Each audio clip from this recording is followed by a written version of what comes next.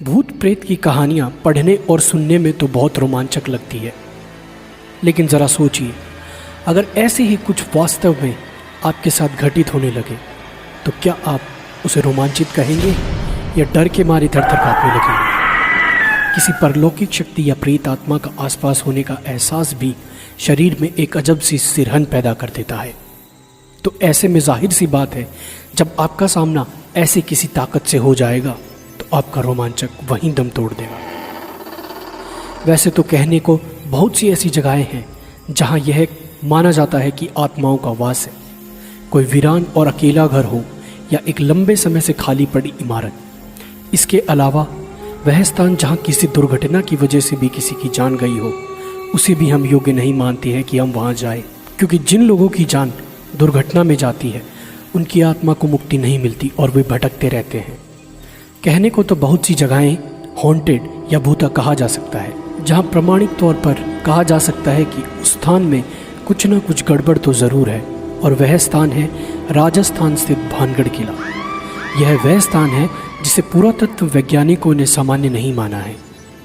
तभी तो राज्य सरकार द्वारा भानगढ़ किले के चारों तरफ व बाहर चेतावनी के तौर पर एक बोर्ड लगा हुआ है, जिसमें साफ साफ लिखा है कि सूर्य उदय होने से पहले और सूर्यास्त के बाद कोई भी इस किले में नहीं रुकेगा और नहीं आएगा। तो आखिर भानगढ़ में ऐसा क्या है जो आम जन को वहां रात के समय जाने से रोकता है?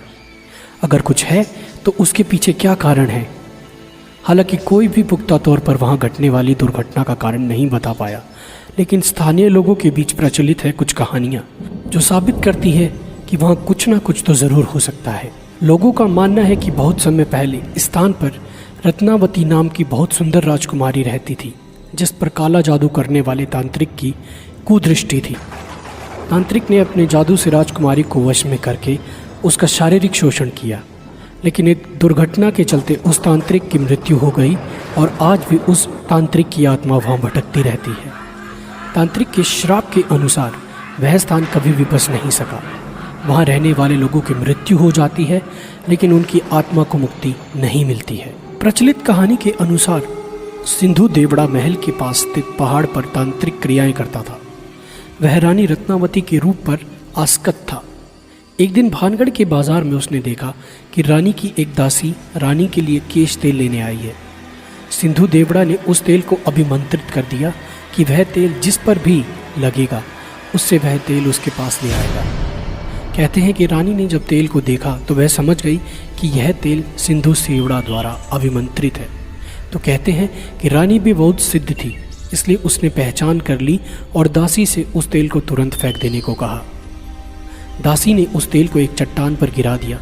कहते हैं अभिमंत्रित तेल ने चट्टान को उड़ाकर सिंधु सेवड़ा की ओर रवाना कर दिया। सिंधु सेवड़ा ने चट्टान देखकर अनुमान लगाया कि रानी उस पर बैठकर उसके पास आ रही है, सो उसने अभिमंत्रित तेल को रानी को सीधे अपनी छाती पर उतारने का आदेश दिया।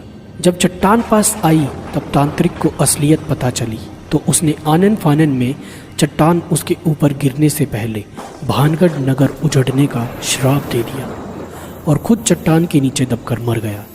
कहते हैं सिद्ध रानी को यह सब समझते देर न लगी और उसने तुरंत नगर खाली करने का आदेश दे दिया। इस तरह यह नगर खाली होकर उजड़ गया और रानी भी तांत्रिक के श्राप की भेंट चढ़ गई।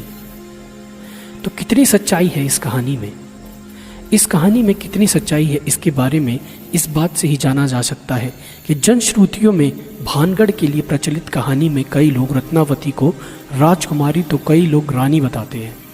रानी रत्नावती का जिक्र तो हर कोई करता है, पर वह किस राजा की रानी थी? उसके राजा व उसका शासनकाल कौन सा था? नगर किस काल में उजड़ा? इस प्रश्नों पर सब चुप हैं।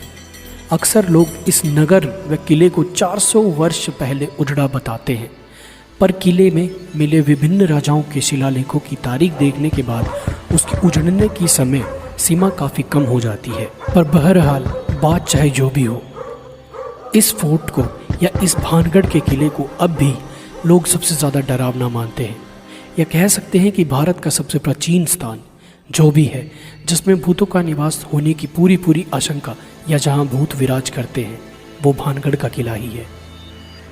तो ऐसी ही और महत्वपूर्ण जानकारियों व रोचक तथ्यों के लिए हमारे चैनल फ्रीकनेस को सब्सक्राइब करें। व यह वीडियो आपको कैसा लगा हमें लाइक व कमेंट करके ज़रूर बताएं। धन्यवाद।